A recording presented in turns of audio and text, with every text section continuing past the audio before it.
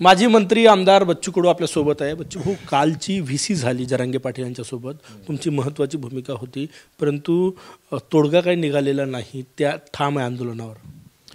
नाही, मला असं वाटतं का जेथपर्यंत पूर्ण तोडगा निघत नाही तेपर्यंत त्यांनी ठाम राहावं. आमचं असं काही आपलं मत नाही आहे. कारण मी एक आंदोलक म्हणून तिथं सहभागी होतो आणि त्याच्यामध्ये जरांगे पाटलासोबत जेव्हा चर्चा झाली तेव्हा 2-3 गोष्टी प्रामुख्याने होत्या का ज्या नोंदी सापडत नाही. काय झालं आहे की मराठवाड्यामध्ये सगळ्याच जातीचा प्रॉब्लेम असा आहे का सगळ्या निजामशाही नोंदी आहे आणि त्या उर्दूमध्ये आहे, फारसीमध्ये आहे आणि त्या राज्यात नाही तर त्या हैदराबादमध्ये किंवा इतर राज्यामध्ये जास्त सापडतात. तर त्यासाठी मोठी एक अडचण तिथं निर्माण झाली होती आणि मग जरांगे पाटलांनी असं म्हटलं होतं का त्र्यंबकेश्वरमध्ये काही नोंदी असेल किंवा राक्षस भवनला असेल किंवा इतर पंडितांच्या नोंदी असू शकतं. आणि काल तर औरंगाबाद आयुक्तांनी हे पण सांगितलं का जेव्हा लसीकरण झालं 65मध्ये आणि तेव्हा त्या जातीच्या नोंदी त्याच्यात आहे.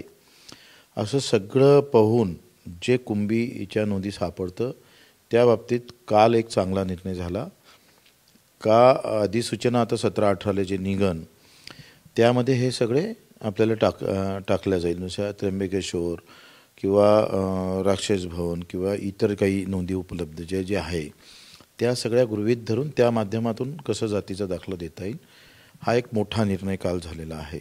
म्हणजे 2-3 मागण्यापैकी ही एक प्रमुख मागणी त्यामध्ये होती. आणि मग आता दुसरा प्रश्न होता का सगळ्या सोयरीच्या संदर्भात सरकारनं कसं जावं.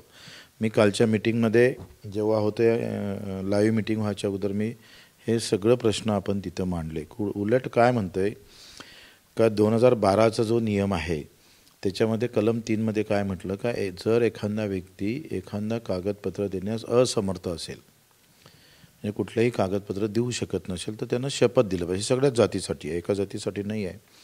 त्यांना आपलं शपथपत्र लिहून का मी या जातीचा आहे पण माझ्याकडे कागदपत्र उपलब्ध नाही तर मग संबंधित अधिकाऱ्यांना त्याची गृह चौकशी करून त्याचा योग्य निर्णय देणं हे सुद्धा म्हटलेलं आहे. त्याला जोडून आपल्याला काय मदत करता येईल त्याची आम्ही भूमिका कालच्या मीटिंगमध्ये मांडली. पण काल तो दुर्दैवानं निर्णय होऊ शकला नाही.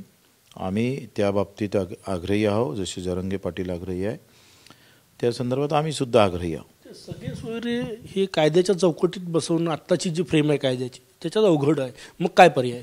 नाही, मला असं वाटतं का आखरी त्याच्यावर अभ्यास करणं म्हणजे आता सगळे सोयरे रक्ताचे नातेवाईक असं नियममध्ये आहे. आता त्या रक्ताचे नातेवाईक म्हणजे काय होतं आहे का काका पुतण्या त्याचं वंशवाढ जे असन ते रक्ताच्या नात्यामध्ये येतं.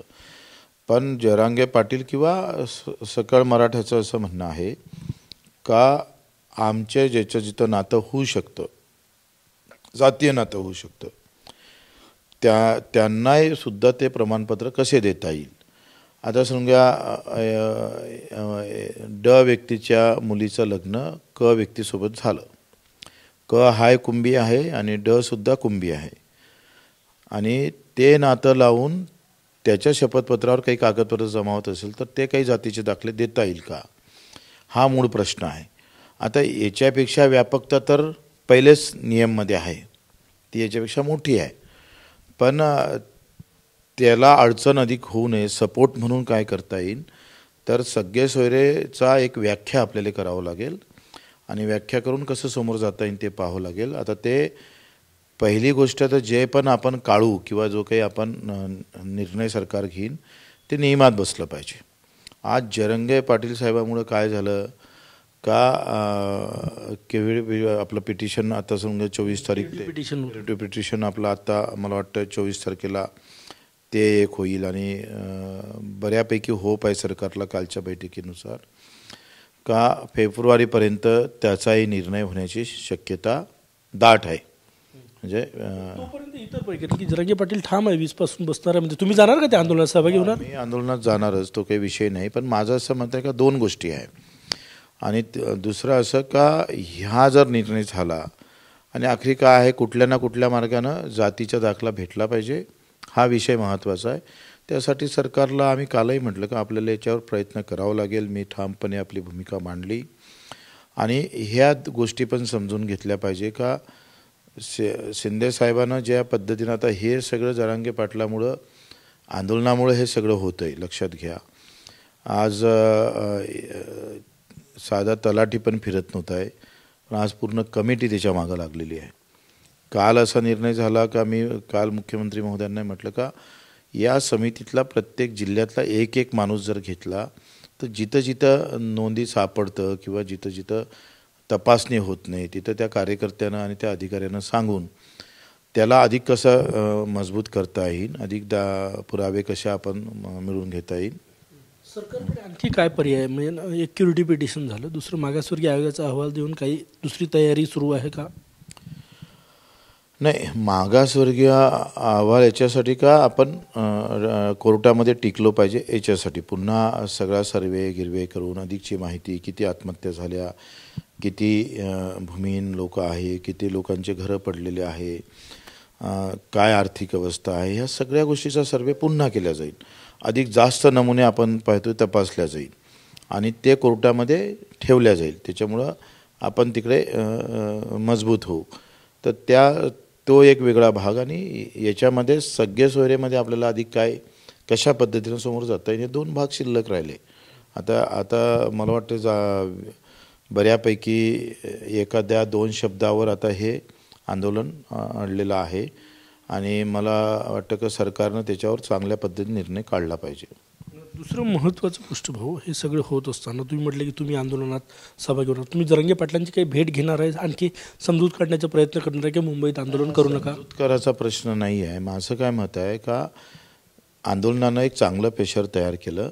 म्हणजे मुंबईत जे आंदोलन होणार आहे त्या बाबतीतच माझं असं मत आहे का ह्या सगळ्या गोष्टीमध्ये जर चांगला निर्णय होत असेल आणि जे म्हणते त्या पद्धतीने निर्णय झाला तर करायची गरज राहणार नाही. नाही झालं तर आंदोलन करावं लागेल. तुम्ही पण असणार त्या आंदोलन? हां, मी जाईन, प्रश्नच नाही. दुसरं महत्त्व, आज महायुतीची पत्रकार परिषद आहे, तुम्ही त्या पत्रकार परिषदेत नाही कारण की तुम्ही इकडे आलेले आहात. कसं बघता, कारण तुम्ही महायुतीचा घटक आहे, तुमचा पक्ष प्रहार पक्ष? नाही, महायुतीचं पत्रकार परिषद मला माहीत नाही आणि त्या पत्रकार परिषदचा मला वाटतं त्यांना कशासाठी परिषद घेतली ते पण माहीत नाही. पत्रकार परिषद झाल्यानंतर आपण देऊ ना. लोकसभा निवडणुकीच्या तयारीबाबत ही पत्रकार परिषद असल्याची माहिती आहे. प्रहारची काय भूमिका आहे कोणाच? ते आम्ही आता सध्या काही त्याच्याबाबत भूमिका स्पष्ट केली नाही. वेळ आली तेव्हा करू. जागा मागितल्या लोकसभेसाठी का विधानसभाच फोकस असणार आहे? आम्ही जास्त विधानसभेवर फोकस करू. किती मतदारसंघ विधानसभेत हवे आहे सर? आम्ही 15पर्यंत आहे आमची तयारी.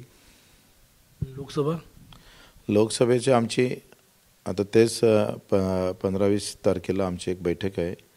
त्याच्यामध्ये आम्ही सर्वे केल्यानुसार आपण कुठं मजबूत होऊ शकतो तेव्हा आपण 1-2 सीट मागू. कुठली 1-2 सीट कुठली? अमरावती मागू शकतोय.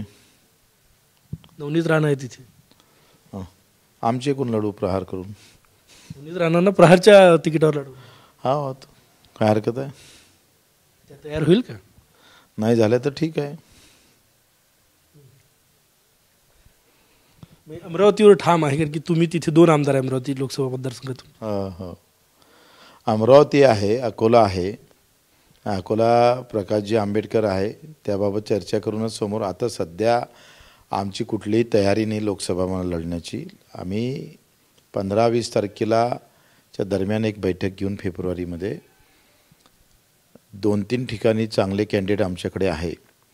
आखरी कसं आहे का आम्ही मागून मतदारसंघ मागून चालत नाही, ते निवडून आल्या पाहिजे आणि जिथं आम्हाला उमेदवार चांगला स्ट्रॉंग भेटतं तिथं आपण लढू.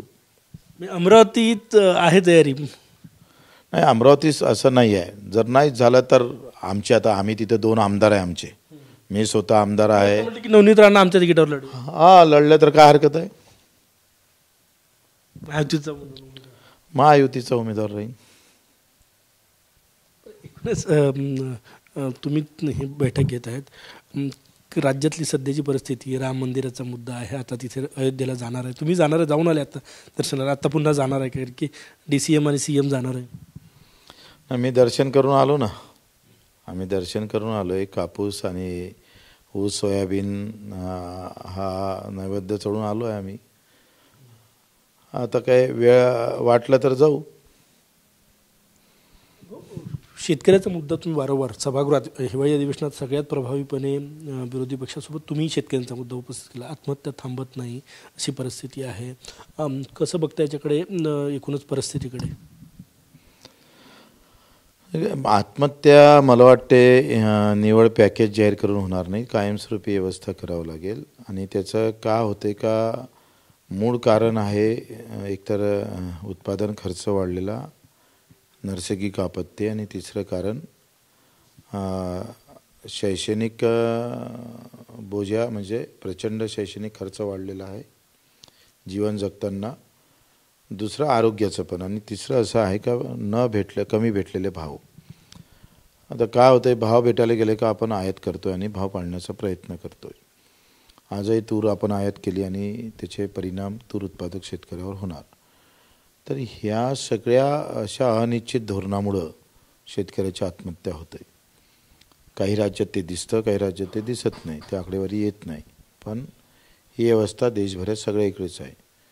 त्याचसोबत शेतकऱ्याच्या आत्महत्येसोबत तरुणांच्या आत्महत्या खूप वाढत चाललेल्या आहे. बऱ्याच बातम्या जर आपण पाहिल्या तर तरुणांच्या आत्महत्याची आकडेवारी आता प्रचंड प्रमाणात वाढत चालली. एक तर प्रचंड बेरोजगारी आहे, आणि बेरोजगारीचं कारण आहे शेतीकडे असलेलं जे काही दुर्लक्ष आहे ते त्याचं मुख्य कारण आहे. दोनही एकूण शेतकऱ्याचा म्हणजे तो बापाही मरतो आणि त्याचा पोरगाही मरत आहे. दोघंही जण अडचणीत आलेला आहे. त्याच्यामुळं एक मोठा निर्णय धोरण मी जे म्हटलं आहे का बा बजेटमध्ये तुम्हाला शेतकऱ्यासाठी तरतूद ठेवावं लागेल. आणि आमच्या संख्येप्रमाणे आम्हाला भागीदारी द्यावं लागेल शेतकरी आणि शेतमजुरांना. ती तुम्ही देत नाही आणि त्याचे परिणाम आता आत्महत्यावर होत आहे. तुम्ही तरुणांच्या आत्महत्येचा प्रश्न उपस्थित केला. तुम्ही ग्रामीण भागाशी टच असलेला नेता आहे. तुम्ही ग्रामीण भागात एक समस्या आवर्जून आहे की मुलांना 40 वर्षाचे होतपर्यंत मुलीच मिळत नाही लग्नाला. ग्रामीण भागातल्या शेतकऱ्याच्याकडे 2-3 एकर शेती आहे. अशा प्रत्येक गावांमध्ये असे 8-10 मुलं आहे की जे वर्षानुवर्ष मुली शोधत आहे, लग्नाला मुली मिळत नाही. भीषण समस्या आहे. कारण की तुम्ही जे तरुणांच्या आत्महत्या म्हटलं त्याला हा मुद्दा जोडण्यासारखा आहे. निराश झालेले आहे तरुण. काय होतं आहे, आज शेतकऱ्यासोबत मुलासोबत लग्न करणं म्हणजे अग्नीतच उडी टाकल्यासारखं वाटतं. ही वस्तुस्थिती आहे. म्हणजे आपण पहिलेच अडचणीत असलेला बाप पोरगा अडचणीत असताना आणि उद्या पोरगी जर आपण शेतकऱ्याच्याच घरी दिली तर ते आगीतच टाकण्या असा एक समज आहे. आणि ते वस्तुस्थिती काही प्रमाणात खरं आहे. कारण इथून गेल्यानंतर त्याचा गाडा कसा चालन, तो संसार उभा राहीन का नाही राहीन, ह्या अडचणी डोळ्यासमोर दिसतं ना. आणि त्याच्यामुळं आज 25% तर व्यवस्था अशी आहे का लोक शेतकऱ्यांना काही चपराशाले द्यायला तयार आहे. एखाद्या कंपनीत जर काम करत असेल पुण्याला किंवा मुंबईत एखाद्या हॉटेलमध्ये जरी काम करत असेल तर त्याला पोरगी द्यायला तयार आहे, पण शेतकऱ्याला द्यायला तयार नाही. याला सगळं सरकार दोषी आहे. सरकार दोषी आहे म्हणता. ही सामाजिक समस्या निर्माण झालेली आहे ना समाजामध्ये. याच्यावर तोडगा काढणं गरजेचं आहे. सामाजिक समस्या ही आर्थिकतेतून निर्माण झालेली आहे. ही काही फॅशन म्हणून झाली नाही, लक्षात घ्या. असं नाही आहे का खेड्यात मुलीला राहा वाटत नाही, पण खेड्यात राहिल्यानंतरसुद्धा त्याची आर्थिक एवढी प्रचंड घसरण झालेली आहे. आणि त्याच्यामुळं शिक्षणाचा प्रश्न, आरोग्याचा प्रश्न, अनेक प्रश्न त्याच्यात निर्माण होत आहे. उद्या जर एखाद्या शेतकऱ्याच्या मुलाला आपण लग्न केलं, दिले पोरगी, तर त्याचं एज्युकेशन कसं होईल, पुढचा संसार चालन कसा, असे अनेक प्रश्नचिन्ह आहे. आज सामाजिक जरी दिसलं तरी मुळात ते आर्थिक कारण आहे. शेवटचे 2 प्रश्न. संप सुरू आहे, ट्रक चालकांचा संप मागे घेतला आहे, पण त्याचे दुर्गामी परिणाम होतो आहे. शेतकऱ्यांचं प्रचंड नुकसान झालं या काळात. आत्ता नागपुरात 300 पेट्रोल पंपवर पेट्रोलच नाही. एका पेट्रोल पंपवर पेट्रोल आहे, पॉवर पेट्रोल 160 रुपये लिटरनं विकलं जात आहे. भीषण परिस्थिती आहे. मला असं वाटतं का आपण कायदा केला आणि कायदा करत असताना तो एकतर्फी नसला पाहिजे. कायदा हा दोनही म्हणजे एकावर वार आणि दुसऱ्याला सांभाळणं असा जो प्रकार आहे तो होता कामा नये. तुम्ही कायदा करत असताना त्या चालकाचा आपण कुठं विचारच केला नाही. मग त्याचा इन्शुरन्स काढला जाईल का, त्याच्या आता तो अपघात आहे, त्याला अपघात म्हणूनच नाव देतो आपण. तर इथं बसल्या बसल्या एखादा वरतून दगड पडला आणि आपण ठार झालो तर तो अचानकपणे आलेली अवस्था आहे. त्याच्यामध्ये आता कोण चुकतं आहे, म्हणजे त्या अपघातात कोणाची चूक आहे हे निश्चित नसतं. बरेचदा आपण पाहतो आहे का एखादा चांगला माणूस व्यवस्थित जात असतं, दुसरा ठोकून देतं आणि गुन्हा दाखल होते, मात्र जो व्यवस्थित चालतं त्याच्यावर. मग त्या चालकासाठी तुम्हाला व्यवस्था नाही करावं लागेल, त्याचे इन्शुरन्स घ्यावं लागेल. त्याला 10,000 आणि 8,000 रुपये महिन्यानं काम करतंय. चालकांना पाठिंबा आहे तुमचा या? हां, पाठिंबा आहे. कॅमेरामॅन सचिन सयामसह गजानन माटे, TV9 मराठी, नागपूर.